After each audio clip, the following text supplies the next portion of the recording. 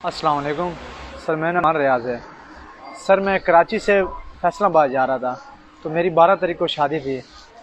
तो बस सर खुशी खुशी जा रहे थे। जैसे हम लोग 3:30 बजे सखर रोड से निकले हैं, तो आगे जो स्टेशन का मुझे भी जहन में नाम नहीं याद आ रहा, क्योंकि मेरी ऐसी हालत नहीं है, मेरे जहन में भी मैं दोहराऊँ। तो जैसे ही हम लोग वहाँ पे पहुँचे तो हमारी जो ट्रेन की पटरी थी 6 नंबर बोगी, वो दूसरी ट्रैक पे चली गई है। दूसरी जब ट्रैक पे गई है तो उसके बाद हमारी मतलब जो ट्रेन की वो डब्बा था वो साइड पे हो गया। उस टाइम मतलब हम लोग खड़े हो गए दोबारा, जैसे अमूमन इस्तग़फ़ार लोग करने लग जाते हैं, सारे कलमा पढ़ने लग गए। फिर 2 से 3 सेकंड गुजरे हैं, कोई सामने से ट्रेन आई और उसने ऐसी तबाही मचाई है जिसमें जब मैं उठा हूँ तो लाशें लाशें थी, और मेरी वो सामने वालदा थी और मुझे वो कह रही है मुझे बचाओ, लेकिन मैं उसको बचा नहीं सका क्योंकि मेरी हालत ऐसी खुद थी और मेरे आंखों के सामने वो फौत हो गए। तो बस मेरी बहन थी, वो मुझे कह रही भाई मुझे बचा, लेकिन उसके ऊपर डब्बा था,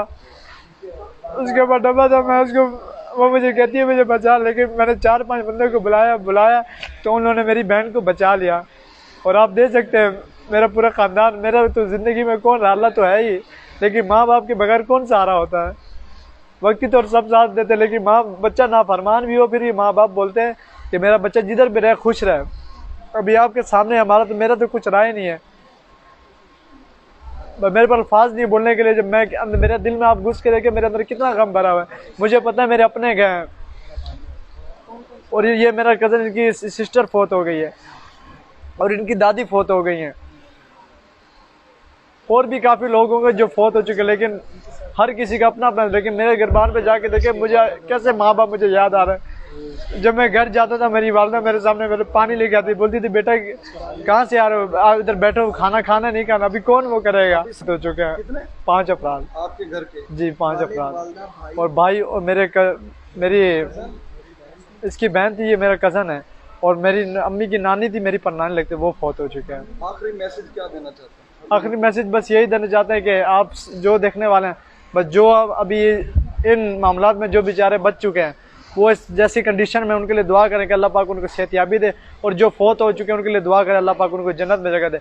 बाकी वो वापस तो नहीं आ सकते, मौत तो बरहक है, वो मौत तो आनी है बेशक, चाहे 1 सेकंड का इंसान को नहीं पता कि कब मौत आ जाए। बस यही दुआ है कि अभी जो ये ऐसे हादसा हो रहे हैं, ये हमारे जो वज़ीर रेलवे उनसे भी इल्तिजा है कि जब ट्रेन वगैरह को निकालें तो चेक करके सारे बोगी वगैरह चेक करके निकालें। और ये 2 तारीख से ये जो 6 नंबर ये जो डब्बे 6, 7, 8, 9, 10 हो गए, ये डब्बे ख़राब थे। उन्होंने कहा भी है कि इसको आप चेंज करें।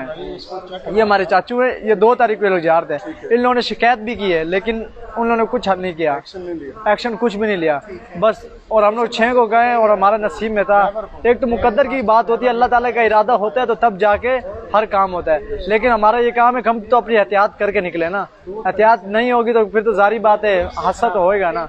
बस जो भी हुकूमत वालों से इल्तिजा है, बाकी जो जिन लोगों के गुजर चुके, अभी मेरी एक बहन बची है, बस उनसे ये भी इल्तिजा है अगर कुछ हो सकता है ताउन वगैरह हमारे साथ ताउन भी करें, और जो बेचारे इस अभी और जिनके फौत हो उनके साथ भी आप ताउन करें। बस यही मेरी इल्तिजा है आप लोगों से, और ये दरख्वास्त है, क्योंकि मैं बिल्कुल ख़त्म हो चुका हूँ। मैं सुबह से रो के मैं सोचता रहता हूँ मेरे माँ बाप अभी कैसे वापस नहीं है, वो तो आ नहीं सकते, लेकिन मेरे पास अल्फाज नहीं है। बस आपसे ये कि हमारे साथ थोड़ी सी मदद करें, वज़ीर आज़म से भी है और वज़ीर दाखिला से भी, और जो हमारे हैं हुक्मरान वगैरह उनसे बस इल्तिजा है कि हमारे साथ थोड़ा हमारी मदद करें।